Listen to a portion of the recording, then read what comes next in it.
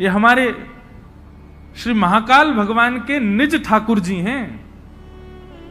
जैसे हमारे निज के गोपाल जी, मेरे निज के श्री गिरधर लाल जी, ऐसे ही श्वेतद्वीप में उमा पार्वती और महादेव दोनों मिलकर के अपने निज ठाकुर जी की सेवा करते हैं। वही है श्री राधा वल्लभ लाल जी जो वृंदावन में विराज रहे हैं। ये महादेव के ठाकुर जी। आत्मदेव नाम के ब्राह्मण ने तपस्या करके महादेव को प्रसन्न किया। महादेव ने प्रसन्न होकर के कहा, वरदान मांगो, क्या चाहिए ब्राह्मण देवता।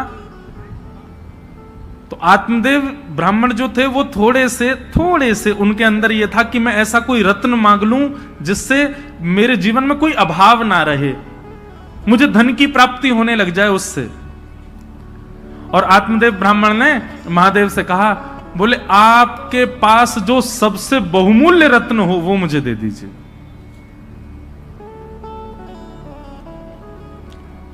महादेव ने जैसे ही सुना नेत्र सजल हो गए, बोले तुम सब दुनिया मांग लो हमसे, लेकिन ऐसा मत कहो कि अपना बहुमूल्य रत्न दे दो, क्योंकि महादेव के बहुमूल्य रत्न तो श्री राधा वल्लभ जी हैं।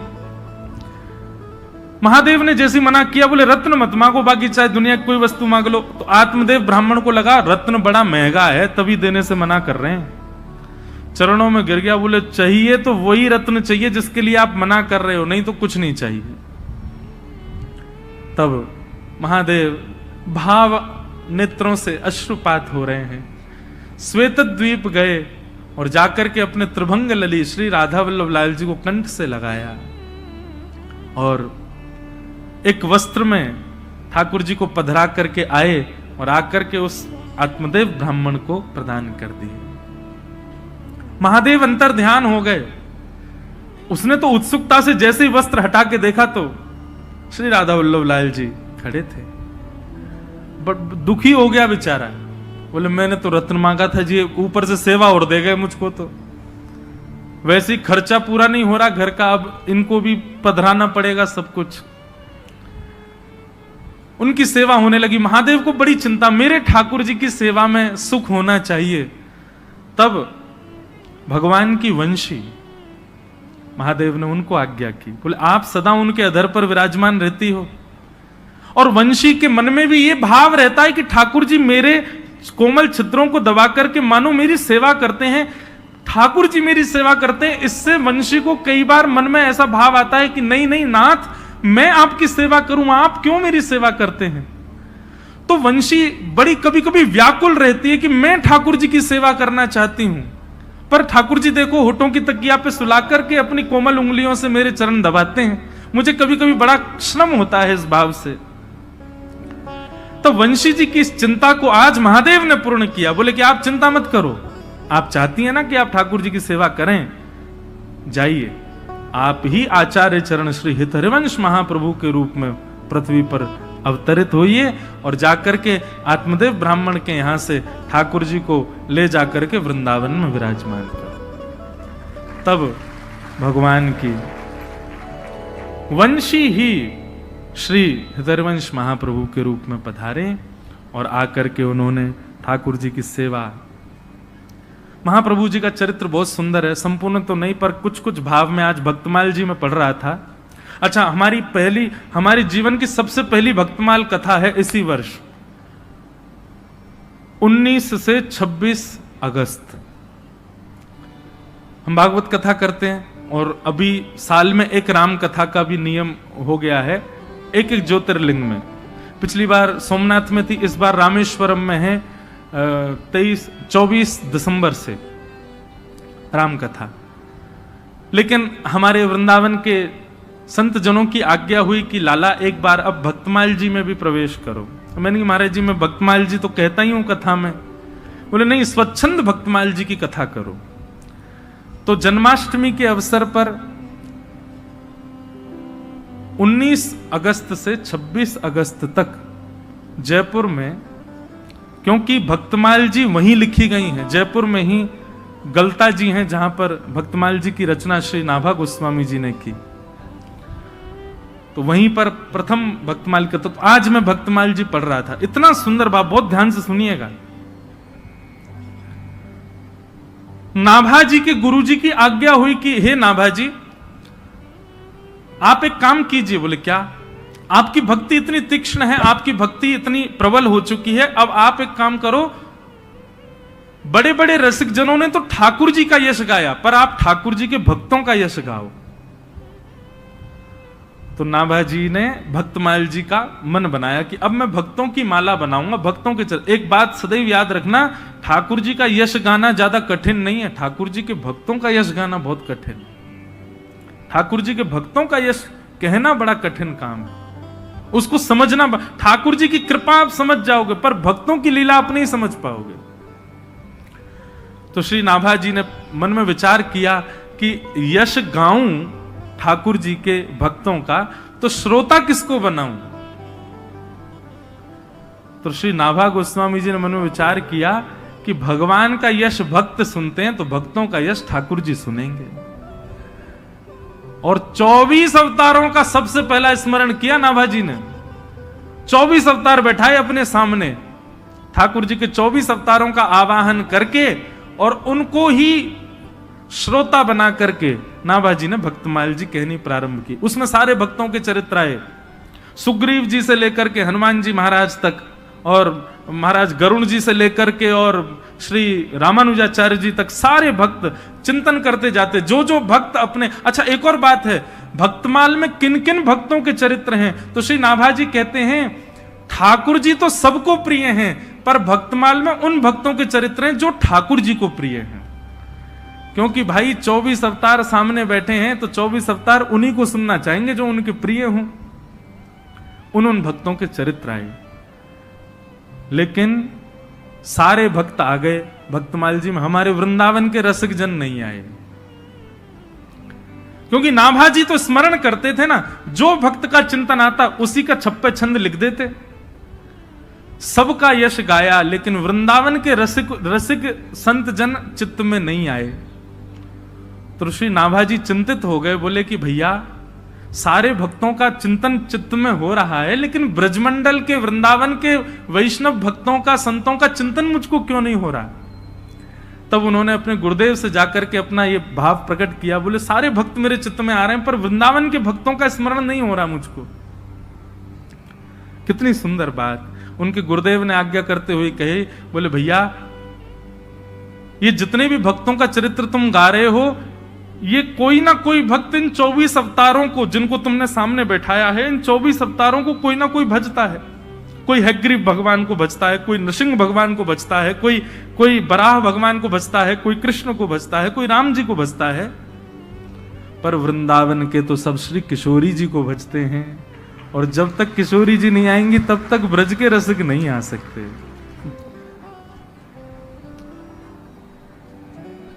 नाभा गोस्वामी जी बोले सारे भक्तों का चिंतन हो रहा है, लेकिन ब्रज के भक्तों का चिंतन नहीं हो रहा। तब उनके गुरुदेव ने आज्ञा की, बोले तुमने 24 भगवान के अवतारों का आवाहन कर लिया, तो जो 24 अवतारों को पूजते हैं उनके तुमको चिंतन हो रहे हैं, पर भैया ये ब्रजवासी हैं, ये तो केवल एक ही को पूजें। कौन को? बोले ब्रजभानु दुलारी को, श्यामाजू को।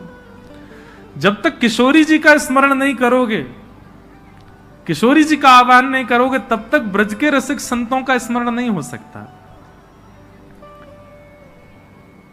हमारे ब्रज में गांव में हमारे माई श्यामाजू को राज। कैसी श्यामाजू? बोले जाके अधीन सदा ही सांवरो, जाके अधीन सदा ही सांवरो, या ब्रज को सिरताज। हमारे माई श्यामाजू को राज। आहा!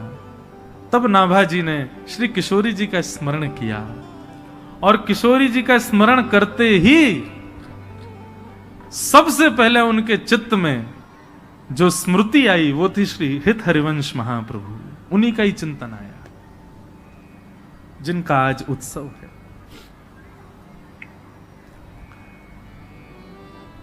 और श्री नाभाजी ने महाप्रभु जी का चरित्र वर्णन किया। थोड़े थोड़े भाव कुछ में कह करके महाप्रभु जी को हम प्रणाम कर लें। आचार्य चरण का जन्मोत्सव है। हमारे वृंदावन के पास में बाद गांव में उनका प्रादुर्भाव हुआ। बंधुओं, जन्म से ही बालक, एक बात बहुत ध्यान से सुनो, सब लोग इधर देखो, बहुत सावधानी से सुनिएगा। जन्म से ही बालक के लक्षण दिखने लग जाते हैं, कैसे होंगे। लेकिन एक बात मैं आपको स्पष्ट रूप से कह दूं, हर व्यक्ति को संसार में इसलिए भेजा गया है ताकि वो ठाकुर जी को प्राप्त कर सके। मुझे और आपको इस संसार में इसी भाव से ही भेजा गया कि हम अपने कर्मों से, हम अपने कर्तव्यों से, अपने व्यवहार, स्वभाव आदि, हम सबको अधिकार है ठाकुर जी से मिलने का। पर धीरे धीरे धीरे धीरे हम संसार की माया में इतने फंस जाते हैं कि अपना मुख्य उद्देश्य भूल जाते हैं। सब पा लेते हैं, लेकिन जिनको पाने के लिए आए थे वही नहीं पा पाते। इसका प्रत्यक्ष प्रमाण है, आप छोटे से बालक को देखो। आप छोटे से बालक के सामने डीजे बजा दो बहुत जोर से, क्या होगा? रो जाएगा, उसके अंदर से रुदन शुरू हो जाएगा। आज की 20, 22, 23, 25 साल की उम्र के बालक जिन जिन गानों पर नृत्य करते हैं, जिन जिन गानों पर नाचते हैं, ऐसे गाने आप 1 वर्ष तक के बालक के सामने खूब तेज आवाज में बजा दो, क्या होगा? वो भयभीत हो जाएगा, डर के मारे रोने लग जाएगा।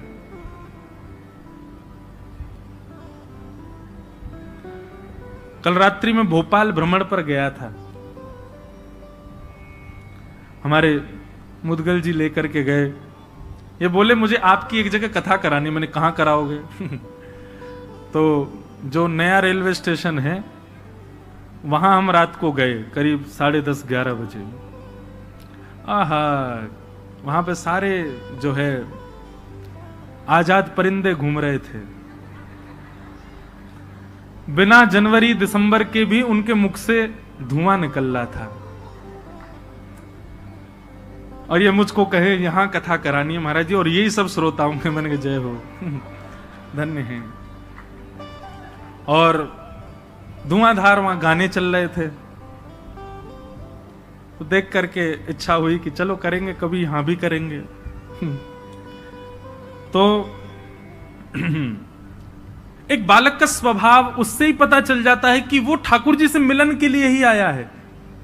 उसके सामने आप राधा राधा राधा करके देखो, वो हंसने लगेगा, उसको किलकारी आ जाएगी, खुश हो जाएगा, प्रसन्न हो जाएगा। और हर बालक, मुझे नहीं लगता संसार का ऐसा कोई बालक होगा जो बैठना सीख जाए और कुछ समय बाद आप कुछ गाओ और वो ताली ना बजाए।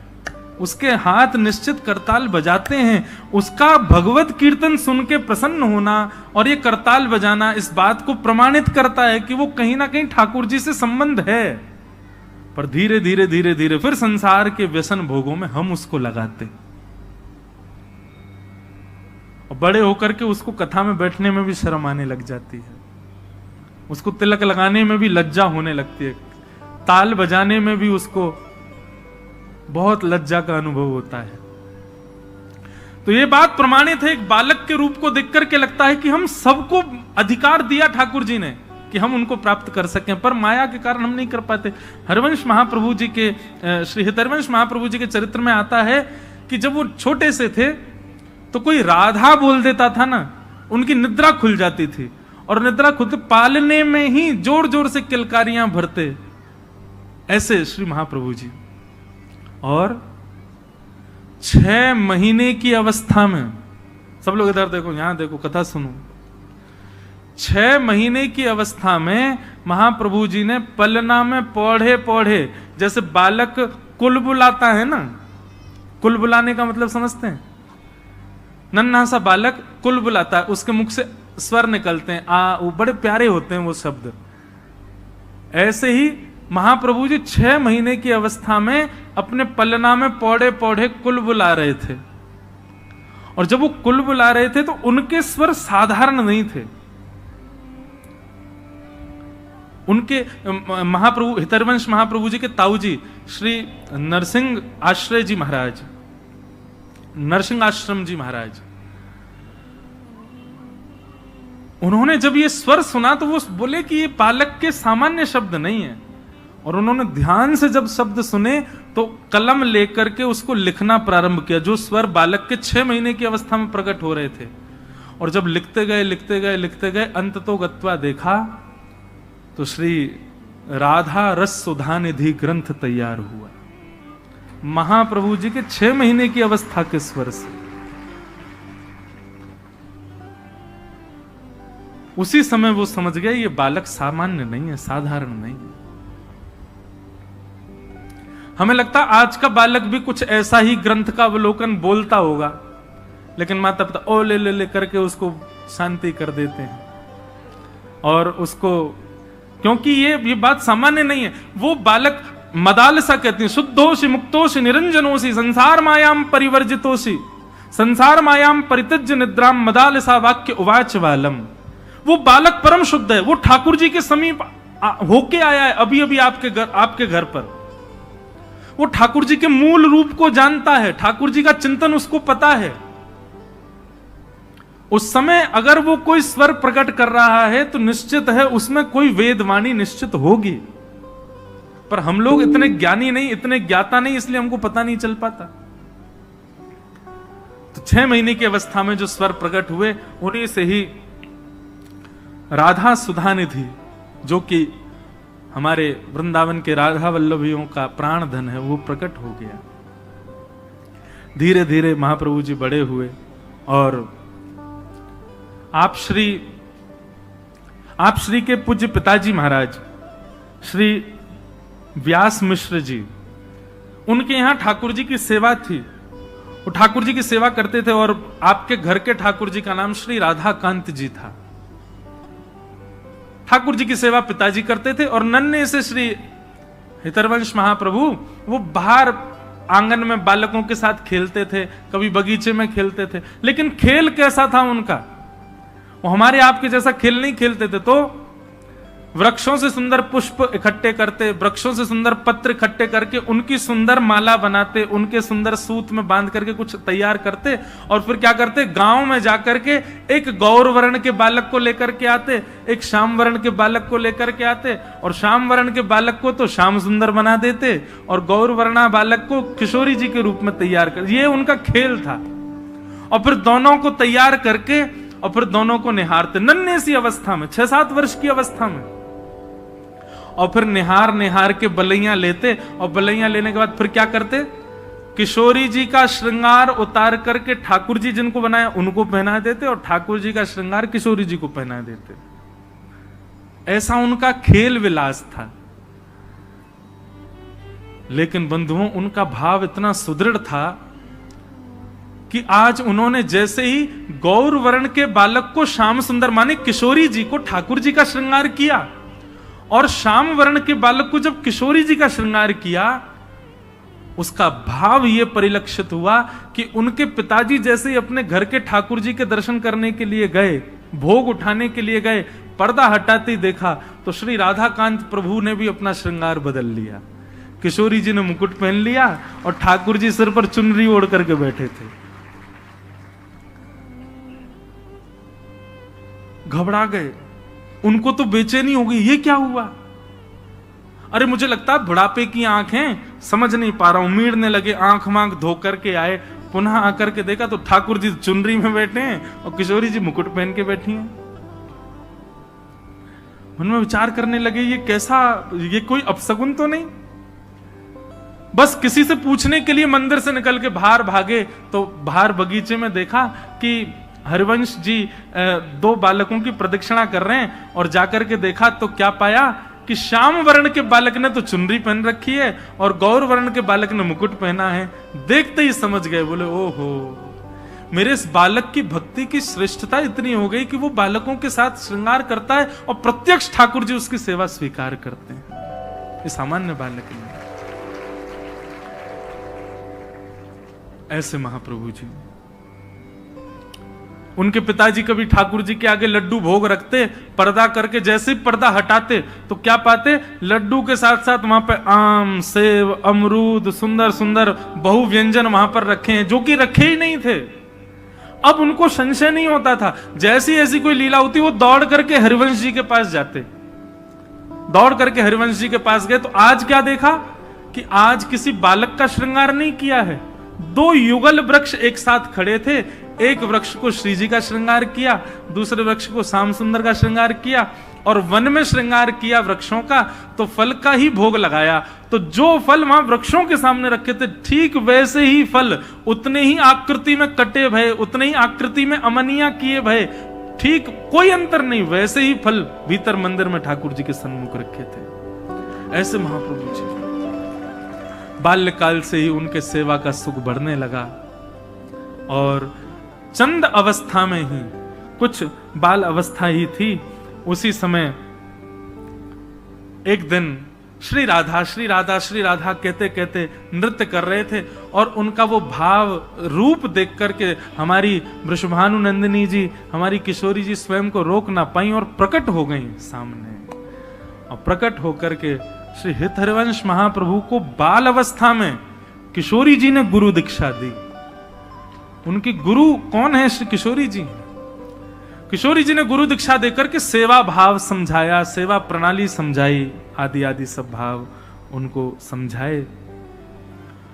और एक अवस्था होने पर महाप्रभु जी अपने गांव से भ्रमण करते करते करते करते चिदयावल पहुंचे। वहां पर वही आत्मदेव ब्राह्मण जिसने महादेव से रत्न के रूप में राधा वल्लभ जी मांगे, वो आत्मदेव के यहां जाकर के दर्शन किया श्री राधा वल्लभ जी का, और राधा वल्लभ जी का दर्शन करके इतने भाव निमग्न हो गए, इतने में ही ठाकुर जी ने आत्मदेव को स्वप्न दे दिया, और आत्मदेव जी से कहा, सुनो आपकी सेवा पूर्ण हो गई, हम आपसे संतुष्ट हो गए, अब एक काम कीजिए। बोले क्या? मंदिर परिसर में एक वैष्णव दर्शन कर रहे हैं हमारा हितरवंश महाप्रभु, इनसे जाकर के कहिए कि आपकी 2 पुत्रियां हैं, दोनों पुत्रियों से उनका विवाह होगा।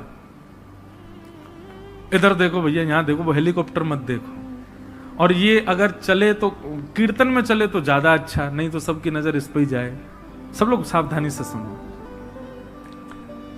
हम क्या बता रहे थे भूल गए, कहां था मैं? हाँ, तो आत्मदेव जी को राधा वल्लभ जी ने कहा कि आप, क्योंकि हरिवंश महाप्रभु तो विरक्त होके चले गए थे वन में, अब ब्याह नहीं करना उनको, वो तो सन्यास आदि का भाव उनके अंदर आ गया था। बोले बस वन में जाएंगे, राधा राधा रटेंगे।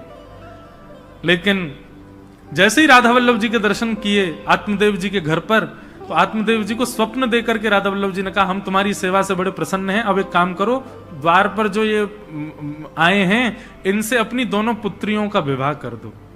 वो मना करें तो उनको कहना राधा वल्लभ जी की आज्ञा है, और सुनो विवाह कर दो अपनी पुत्रियों का। तो आत्मदेव जी जो थे थोड़े संकोच में आ गए, जय जय, ब्याह करते हैं तो फिर तो दहेज देना पड़ता, बहुत सामग्री, मेरे पे कहां इतनी सामग्री। बोले एक काम कर, तू मुझे ही दे दे दहेज में उनको, मैं ही चला जाऊंगा उनके साथ, और ये सब मेरे श्रृंगार भी उन्हीं को ही दे देना, वही मेरी सेवा करेंगे। और आत्मदेव जी ने आज्ञा की, ठाकुर जी ने आज्ञा की, ऐसा कहा तो महाप्रभु जी ने स्वीकार किया, दोनों पुत्रियों के साथ विवाह किया, और श्री राधा वल्लभ जी को उपहार रूप में अपनी गोद में लेकर के श्री वृंदावन पधारे।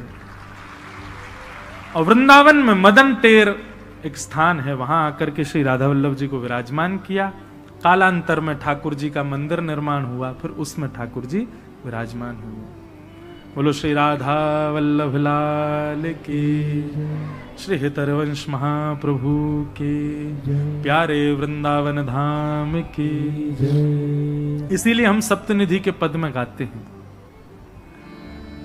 आतुर हित हरिवंश पुकारो, श्री राधा राधा नाम।